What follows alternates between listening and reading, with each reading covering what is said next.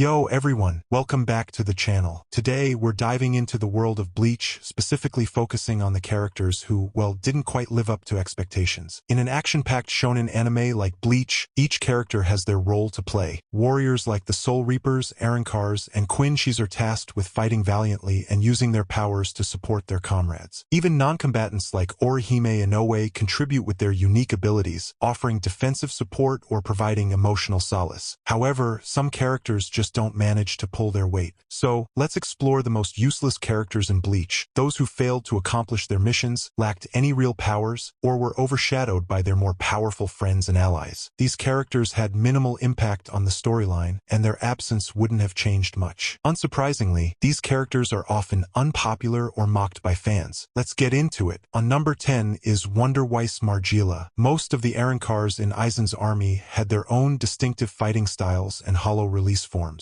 However, Wonderweiss Margela was an exception. Sosuke Aizen modified Wonderweiss for a very specific purpose. He was designed to be Aizen's secret weapon against the captain commander of the Gotai 13, Yamamoto Genryusai. Unlike his fellow Arancars, Wonderweiss's role wasn't just to fight random battles. His primary mission was to counter Yamamoto's devastating fire-based Shikai, Ryujin Jack Ka. Wonderweiss possessed Espada-level power, making him one of the most formidable Arancars. Aizen did allow him to participate in battles where Yamamoto was absent, probably to get him accustomed to fighting. But when the time came for Wonderweiss to face Yamamoto, things didn't go as Aizen had planned. Despite Wonderweiss's strength and modifications, Yamamoto proved why he was the captain commander. Instead of relying on his flames, Yamamoto used his bare-handed martial arts to completely overpower Wonderweiss. It was a jaw-dropping moment that showcased Yamamoto's true power and versatility. In the end, Wonderweiss failed to accomplish his one and only task. His defeat restored Yamamoto's flame powers, making Wonderweiss's efforts futile. However, his presence did give Yamamoto a chance to display his incredible hand-to-hand combat skills. On number 9 is Luppy Antenor. So, for those who might need a quick recap, Ichigo's rival, Grimmjow Jiggerjax, got himself kicked out of the Espadas when he lost his arm. Pretty intense, right? But then, Aizen, the big boss, chose an Arankar named Luppy Antenor to replace him. Unfortunately, Luppy turned out to be one of the most disappointing Espadas in the series, both past and present. Let's talk about Luppy's released form. Sure, it was fairly powerful, but it didn't have any unique tricks up its sleeve. And to make matters worse, Luppy was pretty sloppy. He let his guard down, which is a big no-no for an Espada. Now, maybe Luppy was just a distraction to keep our heroes busy while Yura kidnapped Orihime. Even if that was the case, Luppy was still painfully useless. He didn't manage to kill anyone or even deal any lasting damage to our heroes. Talk about a major fail. And then, just when you thought it couldn't get any worse for Luppy, Grimmjow's arm gets restored. Guess what happens next? Luppy gets killed by Grimmjow. And the craziest part? No one objected to Luppy's sudden murder. It was like no one, especially not Aizen, saw Luppy as a useful or important ally. On number 8 is Tetsuzaemon Iba. First off, Tetsuzaemon Iba, with his cool Hiroshima mobster vibe, definitely stands out visually among the other lieutenants. He looks and sounds cool, right? But unfortunately, that's where the appeal ends. Compared to his peers, Iba's fighting prowess is seriously lacking. Even among the lieutenants, his abilities don't quite measure up. He has a basic melee-type Shikai and never manages to secure a meaningful victory throughout the series. This really makes you question how he ended up serving directly under a Soul Reaper captain. Remember that one time he lectured Ikkaku about not holding back in battle? Some fans might count this as an achievement, but honestly, it doesn't really add much to his character arc or the overall story. Now, let's talk about his role in the Thousand-Year Blood War arc. While the stakes were higher than ever, Iba's contributions were minimal. He pretty much just stood on the sidelines, watching the more capable Soul Reapers handle the intense battles. His most notable action was helping his depowered captain evacuate the battlefield. But let's be real, that's not the kind of standout moment fans expect from a lieutenant. It was more of a necessary action rather than a heroic feat. So, in the grand tapestry of Bleach, Tetsuzaemon Iba is one of those characters who talks the talk but doesn't walk the walk. Despite his tough appearance, he never truly backs it up with any substantial achievements or memorable battles. On number 7 is Ikkaku Madarame, a name synonymous with strength and loyalty in Squad 11. But did he really live up to the expectations? As one of Kenpachi Zaraki's subordinates, Ikkaku is expected to be one of the Gotai 13's best fighters. But unfortunately, he lost every major major fight he found himself in. Let's start with his notable loss against Ichigo Kurosaki during the Soul Society arc. This was one of Ikkaku's first major battles, and it set the tone for his future fights. Despite his fierce combat skills, he couldn't match up to Ichigo and was defeated. Moving forward, let's talk about his fight with Edrad Leones. Even though Ikkaku managed to win this battle, it was far from a clean victory. He had to use his Bankai, and even then it was a close call. Barely winning against Edrad with his Bankai isn't exactly a flattering highlight for Ikkaku, but it gets worse. In a later arc, Ikkaku faced off against Pao, and this time, he wasn't so lucky. Ikkaku swiftly lost to Pao, which almost resulted in the real Karakura town being replaced by the fake one. This was a critical moment, and Ikkaku's failure here was a major setback for the Gotai 13. And what about the Thousand-Year Blood War arc? Sadly, Ikkaku, along with his friend Yumachika, did very little to stand out. They were supposed to be ahead of the curve for their rank, but their contributions were minimal at best. So there you have it. Ikkaku Madarame, a fighter with great potential and loyalty, but a less than stellar track record in the most crucial battles. What do you think? Did Ikkaku live up to the expectations, or did he fumble his most important fights? Let us know in the comments below. On number 6 is Loly Aivirrne. Loly Aivirrne was one of the many Arankars serving under the formidable Sosuke Aizen. However, unlike some of her peers, Loly was more of a liability than an asset to Aizen's cause. Despite Aizen's grand plans, many of his followers, including Loly, proved underwhelming. They did very little to thwart Ichigo's team as they made their way through Hueco Mundo, eventually infiltrating Las Noches. Loly, along with her friend Minoli, spent more time on selfish pursuits than actually fighting for Aizen. They were particularly notorious for bullying Orihime, driven by jealousy over the attention Aizen gave his human captive. Much like Grimmjow, Loly's actions often disrupted Aizen's plans rather than supporting them. In this regard, she was arguably even worse than useless. When Quilji Opie attacked, Loly and Minoli attempted to fight back. However, they were quickly overpowered and found themselves in desperate need of rescue. Ironically, it was Ichigo's team who came to their aid. In the end, the only thing Loly Aivirrne truly cared about was earning Aizen's love and attention, which blinded her to her actual duties and made her a hindrance rather than a help in the grand scheme of things. Loly's story serves as a reminder that loyalty based on selfish desires can often lead to one's downfall. Her fixation on Aizen's approval ultimately overshadowed her effectiveness as an Arankar. On number 5 is Kiyone Kotetsu. Kiyone Kotetsu, along with her rival Sentaro Katsubaki, served directly under Captain Jushiro Okita in the 13th Division. While Okita valued their support and friendship, they weren't exactly his top fighters. Despite their dedication, both Kiyone and Sentaro had minimal combat skills. They were eager and loyal, but unfortunately, they couldn't do much to help Okita, especially when it came to his chronic illness. Throughout Bleach, Kyone's role was mostly that of a bystander. She ended up being more of a commentator during major events rather than an active participant. This was particularly noticeable during key battles in the Soul Society and beyond. Kiyone accomplished very little in terms of combat or significant contributions to the plot. She was often seen on the sidelines, watching as events unfolded around her. Years later, Kiyone took on a new role as the lieutenant of Squad 4, serving under her older sister, Esane Kotetsu. This might sound like a step up, but many Bleach fans are skeptical about her effectiveness in this position. While Kiyone likely contributes with her decent healing Kido, it's unclear if she's making a significant impact under her new captain. Her past as a bystander might have set a precedent that's hard to shake. So that's a quick look at Kiyone Kotetsu and her journey in Bleach. From a supportive but sidelined member of the 13th Division to a lieutenant in Squad 4, her story is a reminder that not all characters get to shine in the spotlight. What do you think about Kyone's role in Bleach? Do you think she deserved more screen time or a more active role? Let us know in the comments below. On number 4 is Yachiru Kusajishi. Yachiru Kusajishi is not just any ordinary character in Bleach. As the unofficial foster daughter of the formidable Kenpachi Zaraki, she holds a special place in the hearts of fans and in the dynamic of Squad 11. Sure, Yachiru has some combat skills up her sleeve, especially when she unleashes her Shikai, but let's be honest, she didn't really do much for Squad 11 or the Gotai 13 as a whole when it comes to fighting. Most of the time, Yachiru is content to let Kenpachi handle the battles. She serves as his emotional support, cheering him on and adding a light-hearted touch to their interactions. And you know what? That's perfectly fine. Yachiru didn't need to change changed the course of Bleach with her actions. Instead, she brought something even more valuable: joy and laughter. As the adorable mascot of Squad 11, she managed to bring out the best in her scarred and battle-hardened captain. Let's not forget, Yachiru is one of the funniest characters in the series. Her antics and cheerful personality provided much-needed comic relief, making her a beloved character among fans. In the grand scheme of things, Yachiru Kusajishi may not have been the most powerful or influential character, but she played her role perfectly. She kept Kenpachi grounded, added humor to intense situations, and reminded us all of the importance of family and friendship. What do you think about Yachiru's role in Bleach? Did she make you laugh? Or did her bond with Kenpachi warm your heart? Let us know in the comments below. On number 3 is Ryunosuke Yuki. Ryunosuke Yuki was a minor Soul Reaper who made his debut early in the Thousand Year Blood War story arc. He served in Squad 13 alongside Shino Madarame. When we first meet Ryunosuke, he almost acts like a stand-in for new Bleach fans. He's curious, fresh-faced, and completely in awe when he meets our protagonist, Ichigo Kurosaki, one fateful night. So, aside from providing that humble, newbie perspective, what else did Ryunosuke bring to the table? Well, not much, to be honest. Despite his initial potential, Ryunosuke was of very little use to Bleach's heroes. Ryunosuke failed to slay any notable hollows or defeat a single Quincy on screen. His role was so minor that his ultimate fate is actually unclear. Given his lack of screen time, he either got himself killed or was just background fluff in a fight that Bleach fans never even saw. So what happened to Ryunosuke? Was he just a casualty of war, or did he fade into the background, surviving but not thriving? Either way, he had nothing to contribute to the Great War against the Wonderweiss. In the grand scheme of the Thousand Year Blood War, Ryunosuke was just a tiny, almost insignificant part. But that's not to say his presence was entirely meaningless. Characters like Ryunosuke can help ground the story, showing us the vast range of experiences among Soul Reapers. So what do you think? Was Ryunosuke Yuki a necessary part of the story, or just a forgettable footnote? Let us know in the comments below. On number 2 is Shino Madarame. Shino Madarame, more experienced and skilled than her companion Ryunosuke, had a promising start. However, like Ryunosuke, Shino struggled to make a significant impact in the Thousand Year Blood War arc. Despite her efforts, she wasn't much help to those around her. One intriguing detail about Shino is her confirmed last name in the Bleach novels. Yes, folks, she is Ikkaku Madarame's younger sister. While they share a similar temper, their differences are quite pronounced. They even serve in different squads. In the early stages of the TYBW arc, Shino played the role of a fun fluff character. She was Ryunosuke's stern yet well-meaning mentor during the lead-up to the Sternritter's overwhelming invasion. Shino's strict but caring nature added a layer of depth to her character, making her interactions with Ryunosuke enjoyable to watch. But when the Sternritters invaded, Shino's fate became uncertain. Her role in the story faded, leaving fans to speculate about her end. Did she get killed in battle, or was she just another soldier in some off-screen fight, ultimately making no real difference? Shino Madarame's journey in Bleach is a testament to the harsh realities of war in the series. Even with her skills and experience, she struggled to leave a mark. Her story reminds us that not every character can be a hero, and sometimes even the strongest fighters fall short. What do you think about Shino Madarame's role in Bleach? Do you wish she had more screen time or a more significant impact? Let us know in the comments below. On number 1 is Hiyori Sarugaki. Hiyori Sarugaki was one of the 8 Vizards, or ex-Soul Reapers who gained hollow powers due to Sosuke Aizen's experiments with the Hogyoku. While Hiyori wasn't completely useless in battle, she had a decent melee-type Shikai and had total control of her hollow mask. She didn't achieve any notable victories or make a serious difference in the story. Let's break this down. First, her combat skills. Yes, she had a decent melee-type Shikai, which means she could hold her own in a fight. And sure, she had total control over her hollow mask, which is no small feat, but did she actually achieve anything significant with these powers? Not really. Now, let's compare her to Shinji Hirako, another member of the Vizards. Shinji made a noticeable impact by convincing Ichigo to train with the Vizards and even took down some Quincy soldiers with his tricky Bankai. Shinji's actions had a real effect on the story and on Ichigo's development. What about Hiyori? Well, she only played a minor role in Ichigo's visored training. She didn't have any standout moments that changed the course of events. In her Soul Reaper days, Hiyori was known for her big mouth. She was always quick to speak her mind, often in a very abrasive way. But when it came time to back up her words, either on the battlefield or in Keisuke Urahara's lab, she fell short. Speaking of the lab, Hiyori's role as a lab assistant under Keisuke Urahara was less than stellar. She often let her temper get the best of her, which didn't exactly help in high-pressure situations where cool heads prevail. Keisuke Urahara, on the other hand, is a genius inventor and strategist. Having Hiyori as an assistant should have been beneficial, but her attitude and lack of significant contributions made her more of a hindrance than a help. In summary, Hiyori Sarugaki had the potential to be a powerful and influential character, but she didn't quite live up to that potential. Her combat skills and hollow powers were impressive on paper, but in practice, she didn't make a big impact. Her loud personality and lack of serious accomplishments made her a less effective lieutenant and lab assistant. So, what do you think? Was Hiyori Sarugaki really as ineffective as we've made her out to be, or does she deserve more credit?